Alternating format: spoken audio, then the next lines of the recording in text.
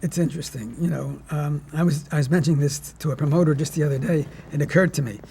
When I started, I was considered the youngest of the cast. I wasn't actually the youngest. George was about 9 months younger than I was, but I was considered the youngest cast. I was the one that the youth sort of gravitated toward. The really young kids, and I filled that bill, and that's why they hired me.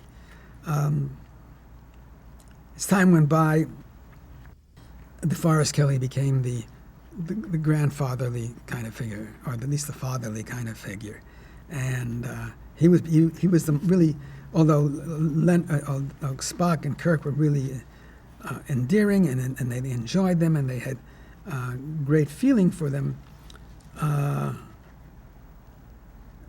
It was DeForest who was the closest to their family, who became a member of their family. And then when DeForest passed away, over time it became Jimmy. Jimmy was the grand uncle, he was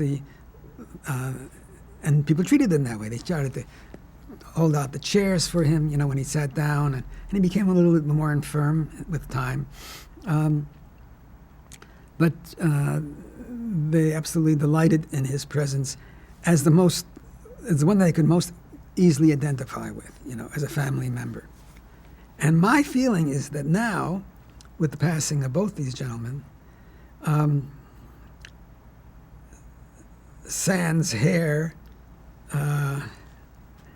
more wrinkles, that I am becoming that character for them. I'm becoming that personality.